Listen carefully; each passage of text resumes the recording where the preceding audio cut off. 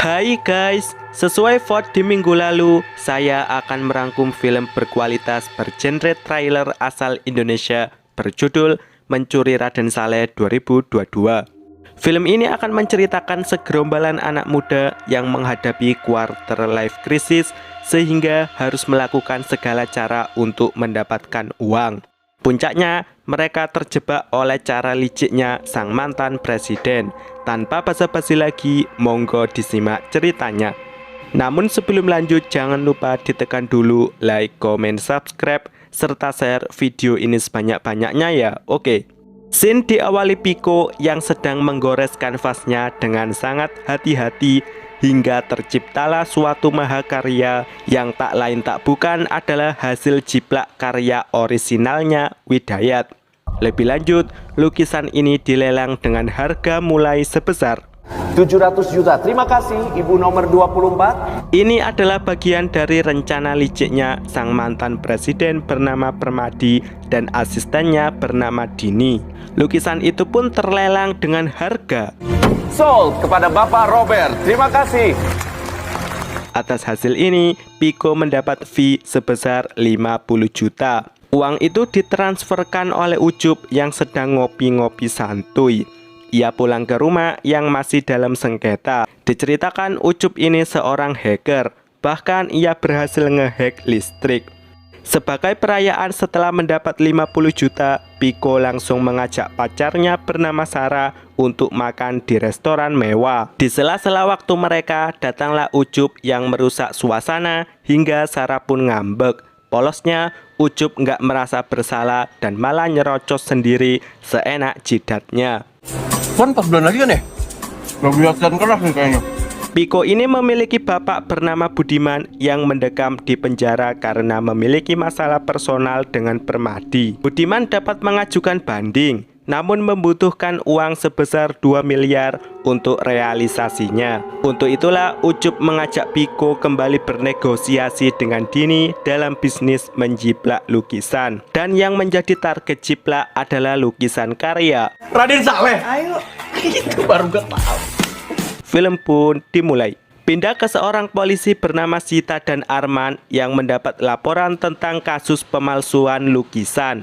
Untuk memastikan keaslian lukisannya, mereka harus memanggil ahli lukis dari Belgia. Masalahnya, mereka nggak ada budgetnya. Kalau gitu nggak bisa jadi kasus sih. Dua orang montir bernama Gofar dan Tuk-Tuk menuntun mobilnya secara perlahan di tengah bapaknya yang sedang tidur. Hal ini diketahui Piko yang merupakan pemilik kontrakan yang mereka tempati. Baru pulang, Sarah diomelin omahnya yang secara gamblang gak merestui hubungannya dengan Piko. Kamu mau jadi apa kalau hidup dengan pelukis? Si Oma juga terus terang jika waktu mereka tinggal 1 tahun lagi untuk bisa tinggal di rumah dinas tersebut. Sarah pun hanya bisa merenung memandangi foto kedua orang tuanya. Gofar dan Tuk-Tuk ikut balapan mobil.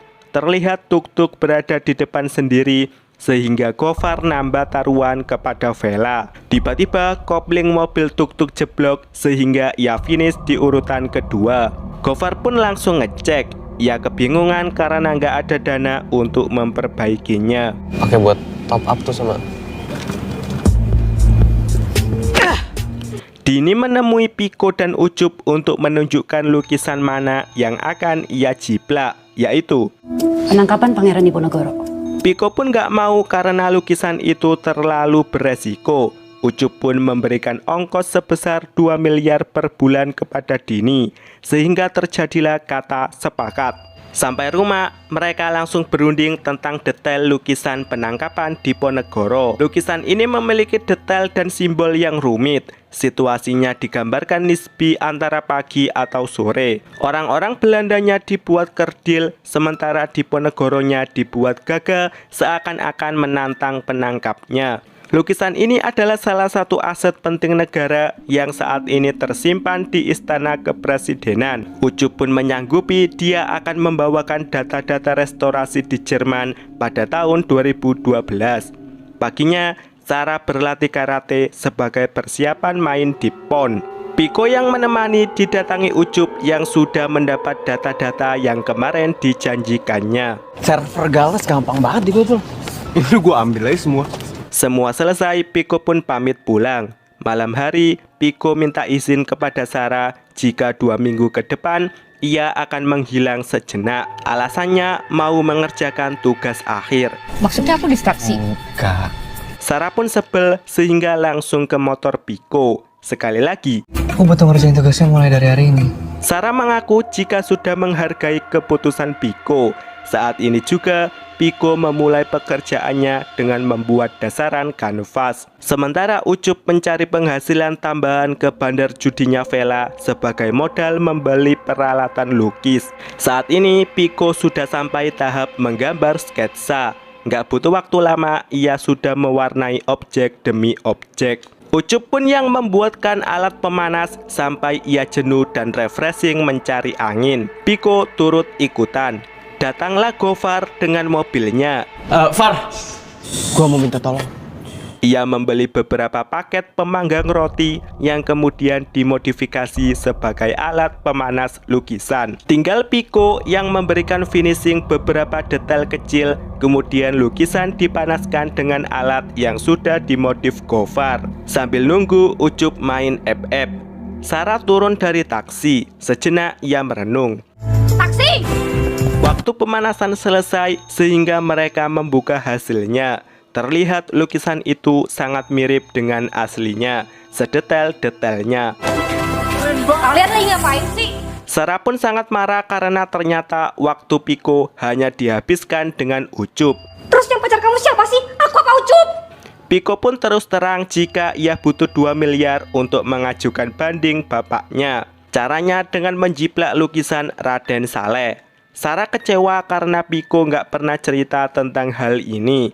Alasannya karena Piko tidak mau mengganggu ketenangan Sarah untuk persiapan menghadapi PON. Kamu harus lolos ke PON, Sar. Kalau nggak beasiswa kamu ditarik.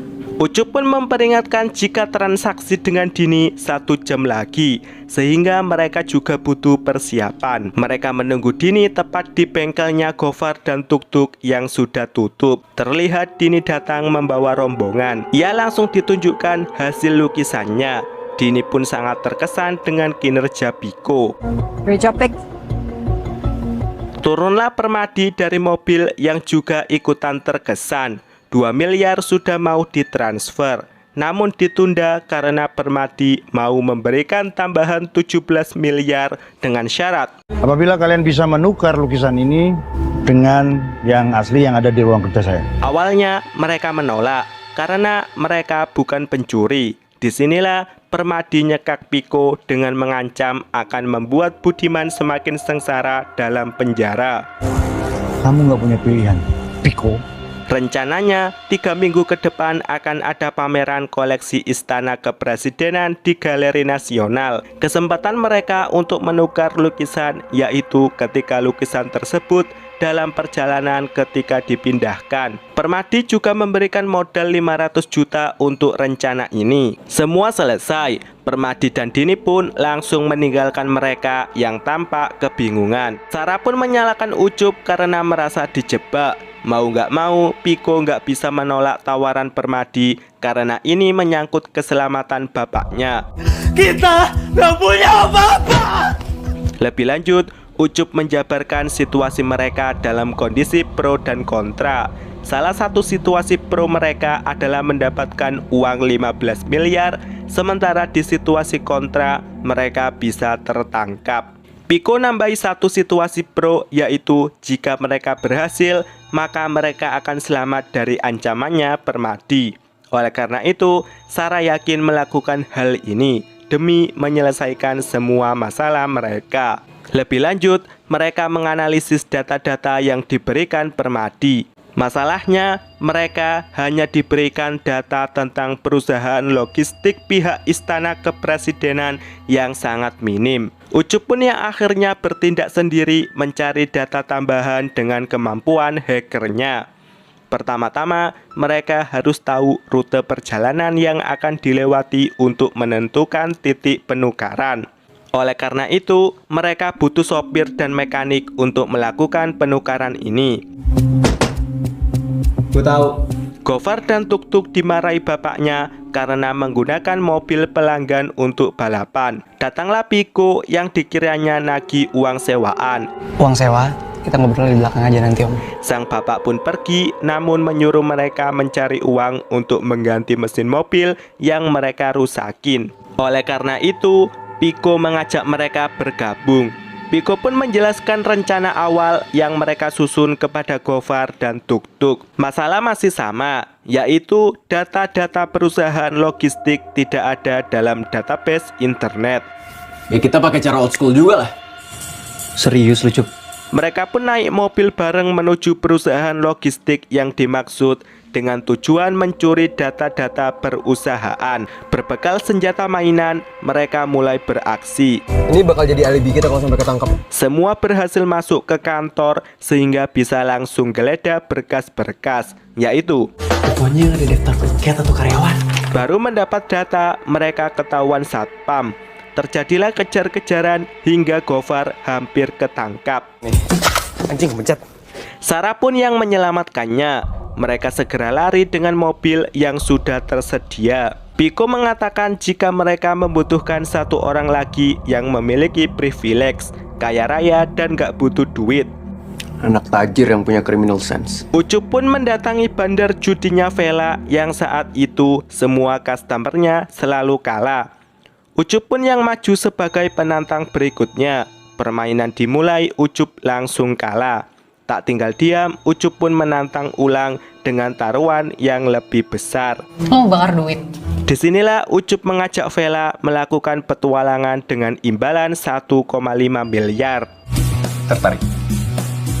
Ucup pun langsung membawa Vela ke markas sehingga Gofar dan Tuk-Tuk panik sendiri. Bahkan mereka mau resign. Urusan personal lo berdua, tinggalin aja di trek balapan. Tuk-Tuk sudah adem. Vela pun menganalisis plan yang telah mereka buat sebelumnya. Di sisi lain, Arman mengajak Sita untuk menjadi satu tim dalam tugas mengawal pemindahan lukisan penangkapan di Ponegoro. Vela mengatakan jika semua plan sudah oke, namun ada detail yang belum diisi. Salah satunya yaitu mereka belum mendapatkan data penjadwalan pengiriman. Oleh karena itu, mereka melakukan pencurian untuk kedua kalinya. Selanjutnya, mereka butuh 2 orang yang menyamar sebagai karyawan perusahaan yang akan dijadikan sopir. Nah, kok kita? Ya iyalah, siapa lagi? Ijazah palsu dibuatkan.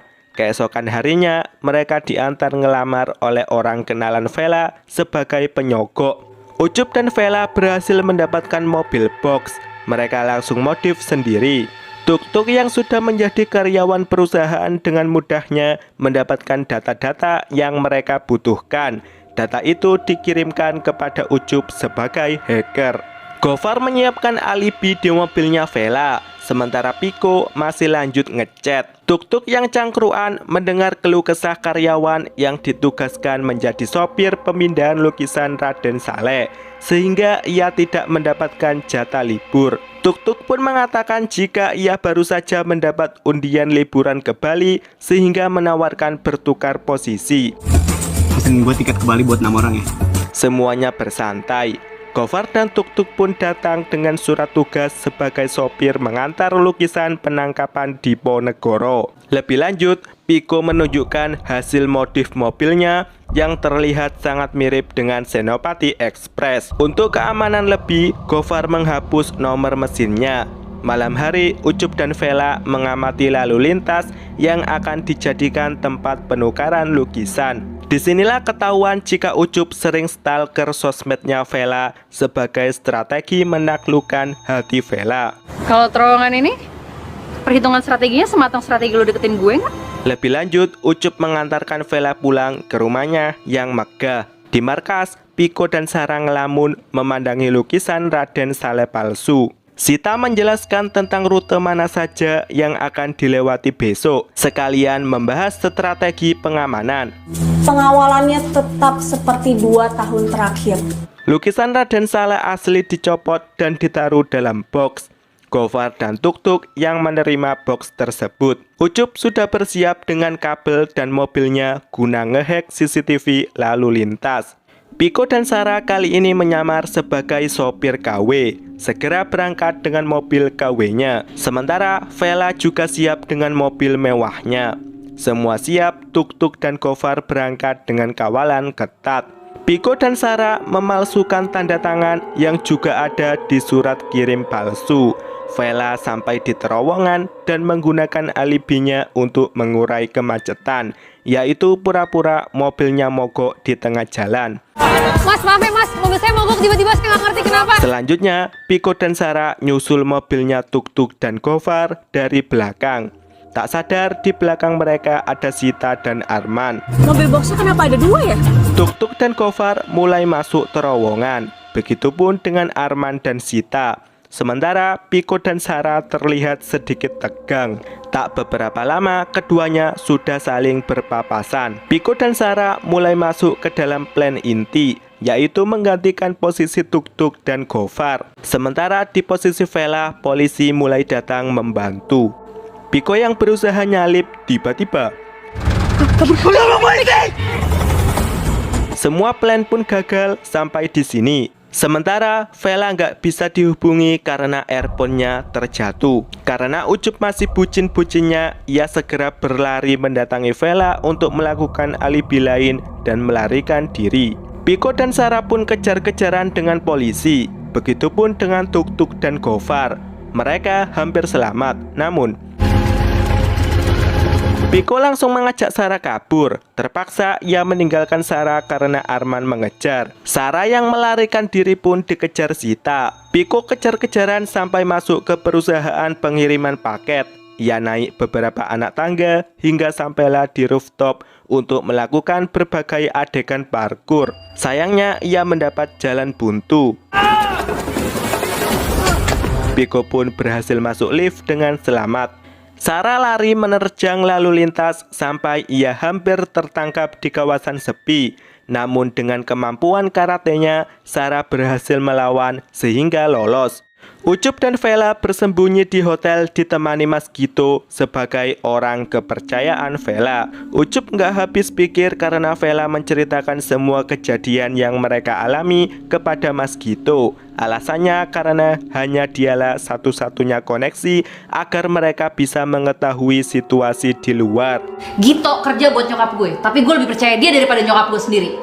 Terlihat Ucup juga frustasi karena semua plan gagal. Disinilah Vela curiga karena Permadi tidak memberikan informasi jika ada polisi yang mengawal dengan mobil sipil. Diam-diam, Piko masuk pagar langsung dihajar Gofar yang juga emosi. Patroli ketat pun dilakukan malam ini juga. Ucup mengatakan jika ia nggak terima apabila Piko yang tertangkap. Karena di antara mereka, hidupnya Piko lah yang paling hancur. Ibu meninggal dan bapaknya masuk penjara. Piko dan Gofar sampai di markas. Begitupun dengan Sarah. Jangan pernah tinggal kayak tadi lagi. Mereka tangis menangis karena dikiranya salah satu dari keduanya ada yang ketangkep. Rasa khawatir pun menyelimuti ketiganya. Di sisi lain, Tuk-Tuk yang tertangkap diinterogasi oleh Sita. Ia hanya diam. Dua orang yang kabur dari truk itu siapa? Sita juga menunjukkan identitas Ucup yang saat ini menjadi buron. Mas Gito mengabarkan jika Tuk-Tuk tertangkap dan saat ini polisi sedang menargetkan Ucup. Lebih lanjut, Vela mengabarkan hal ini kepada Ucup. Seorang polisi melapor kepada Arman jika pameran tidak dapat ditunda. Oleh karena itu, lukisan yang asli harus segera diambil. Polisi tidak dapat membedakan mana lukisan yang asli karena semuanya serba identik, bahkan sampai ke nomor mesin kendaraan yang dipakai. Solusinya, mereka akan memanggil kurator istana untuk menjawabnya. Ya udah kirim surat, biar besok mereka cek aja sendiri. Keesokan harinya, kurator istana yang dimaksud datang. Tak lain tak bukan adalah Dini. Ia langsung menemui Arman dan Sita untuk kemudian ditunjukkan kedua lukisannya. Dengan alat-alatnya, Dini mulai meneliti untuk membedakan mana yang asli dan mana yang palsu. Dan jawabannya adalah Untuk lukisan penangkapan di Ponegoro yang asli, sudah saya kasih label merah. Dini juga meminta lukisan yang palsu karena ia memiliki prosedur khusus untuk memusnahkan lukisan palsu.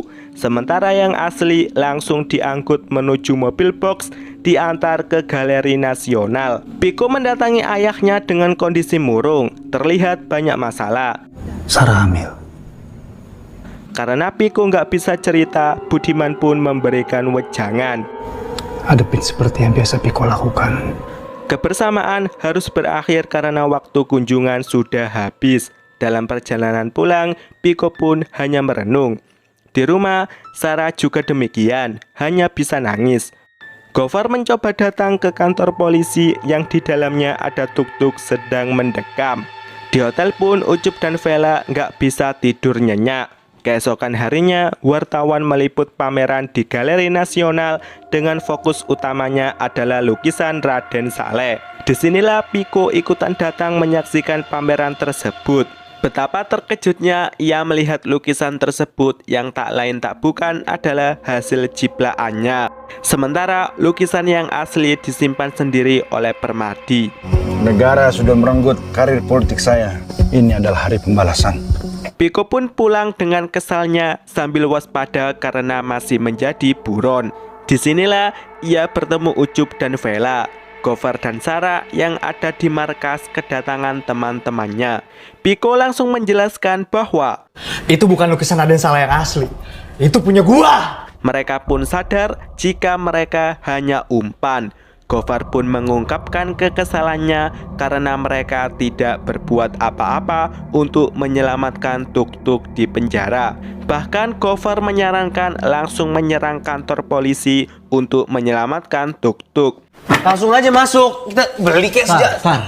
Tentu saja ini bukan ide bagus. Di sisi lain, kita akan mengetahui jika Budiman adalah otak di balik ide liciknya Permadi dalam mengambil lukisan Raden Saleh tanpa menggunakan tenaga. Imbalannya, Permadi memberikan 2 miliar sebagai modal banding untuk Budiman. Masalahnya, Permadi tidak mau sekalian mendatangkan hakim.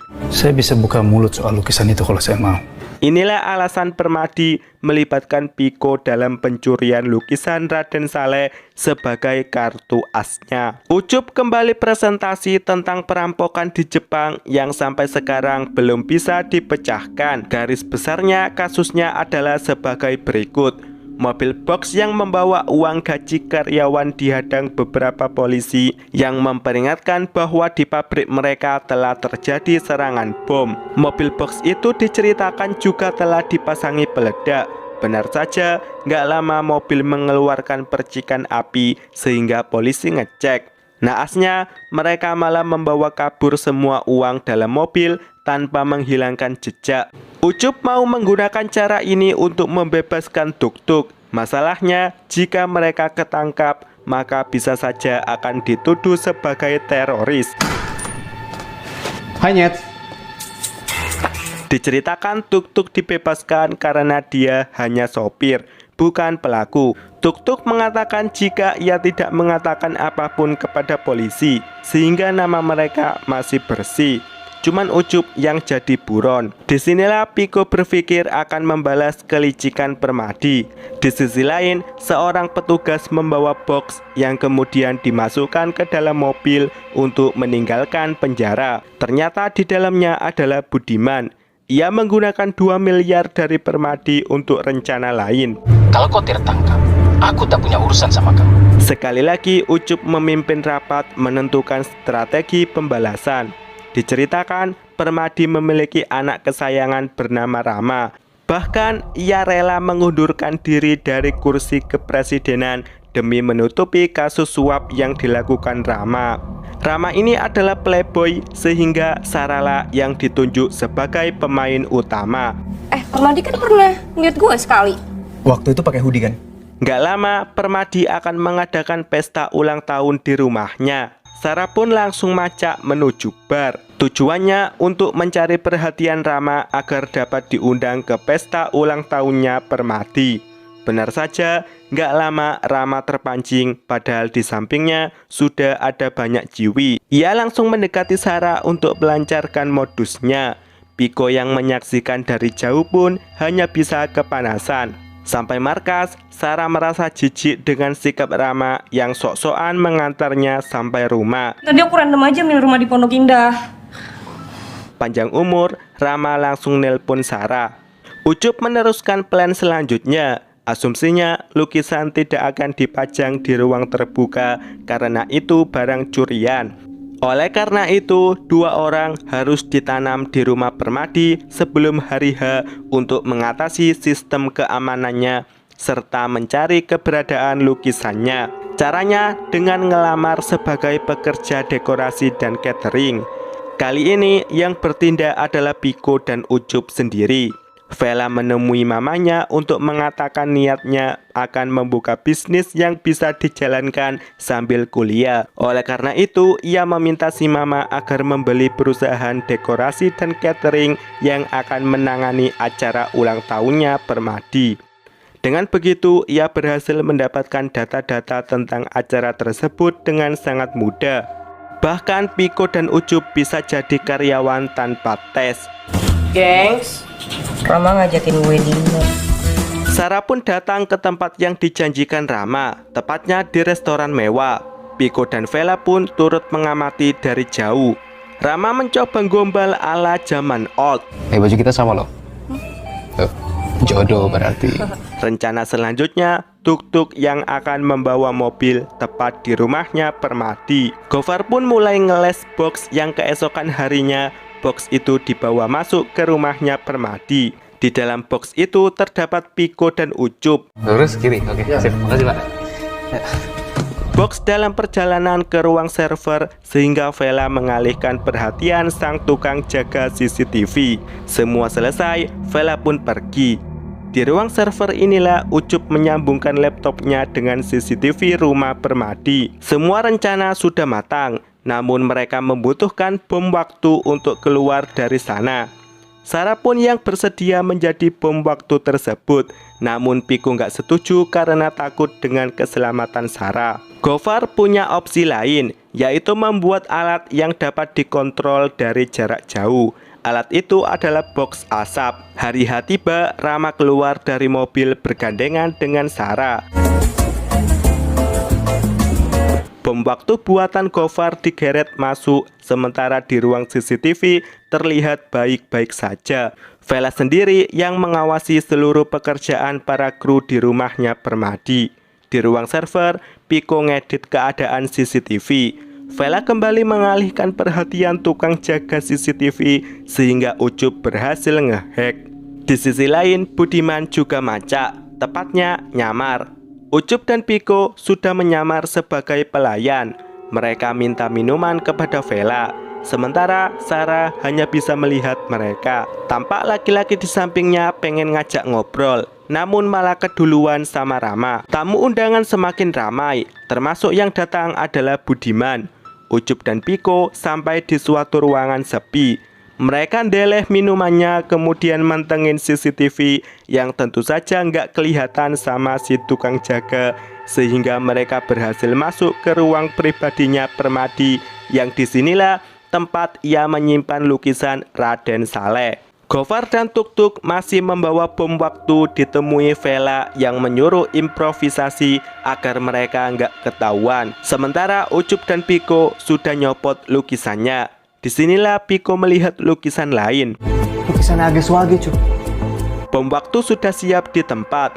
Nyanyian pun sudah didengungkan dengan Permadi yang berada di barisan terdepan. Vela mendatangi penyaji minuman untuk memberikan kode kepada Sarah. Piko dan Ucup sembunyi karena ada anak buah Permadi datang. Beruntung, ia hanya mengambil sebuah kotak dalam lemari. Masalah lainnya, mereka terkunci dari luar. Lukisan Raden Saleh sudah dicopot 100%, sehingga bom waktu siap diledakkan. Namun terjadi macet. Kepanikan pun terjadi sementara hingga Sarah memutuskan untuk Biar gue yang jadi bom waktunya, kayak rencana awal. Disinilah Sarah mendekati Rama untuk melancarkan alibi. terjadilah pertarungan antara Sarah dengan beberapa anak buahnya Permadi. Berbekal mencopot hak sepatu, Sarah beraksi. Ada yang mau mukul dari belakang.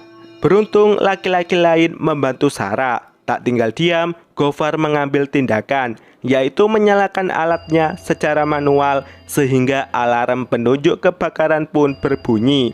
Hal ini membuat keadaan semakin kacau, sementara di ruang CCTV terlihat baik-baik saja. Kebakaran! Inilah puncak kericuan sehingga Piko dan Ucup memanfaatkan situasi ini untuk membawa kabur lukisannya ke dalam mobil catering. Piko dan Ucuplah yang berangkat duluan meninggalkan rumah Permadi. Mobil dipacu melewati jalanan malam penuh pohon hingga menerjang hujan. Piko mengendarai mobil dengan kecepatan tinggi. Tiba-tiba itu adalah perampok yang langsung menghajar mereka. Pertarungan 2 lawan 1 terjadi, namun Ucup terkapar duluan. Giliran Piko yang dihajar, namun diselamatkan Ucup. Ia berhasil membuka topeng sang perampok yang tak lain tak bukan adalah Budiman. Scene flashback ketika Budiman melihat Piko dan Ucup membawa keluar lukisan Raden Saleh sehingga ia ikutan keluar. Piko pun tidak bisa menahan emosinya melihat Budiman melakukan hal ini. Alasannya adalah Cuma ini satu-satunya cara yang bisa nyelamatin Papa, Beb. Budiman pun pergi membawa mobil Piko dan Ucup. Mereka ditinggalkan di tengah derasnya hujan dengan keadaan hanya bisa nangis pelukan. Datanglah mobilnya Vela dan kawan-kawan. Mereka langsung diangkut masuk untuk menenangkan diri. Dalam perjalanan, Budiman membuka lukisannya yang ternyata bukan lukisan Raden Saleh, karena yang asli ada di dalam mobil Piko dan kawan-kawan. Hal ini nggak terlepas dari plan kontingensi mereka yang membawa 2 lukisan sekaligus sebagai antisipasi. Hal ini dilakukan ketika listrik dalam rumah Permadi dipadamkan total. Budiman pun hanya bisa tersenyum kesal. Mereka membuka lukisan Raden Salehnya dengan penuh bahagia, sementara Permadi juga kesal karena kehilangan lukisannya. Dini yang masih di rumah Permadi menelpon Ucup. Ia mengetahui jika mereka adalah pelakunya. Bahkan ia memfotonya. Namun Dini juga memiliki penawaran lain, yaitu ada yang menawar lukisan tersebut seharga 150 miliar. Film pun berakhir. Wow, keren sekali bukan? Berplot twist dan cukup tidak dapat ditebak alurnya, terutama di bagian ending. Oke, film ini mendapat 7,3 dari IMDb. Untuk rating versi saya bernilai 8,0. Sampai di sini rangkum film Mencuri Raden Saleh 2022 dan see you next video.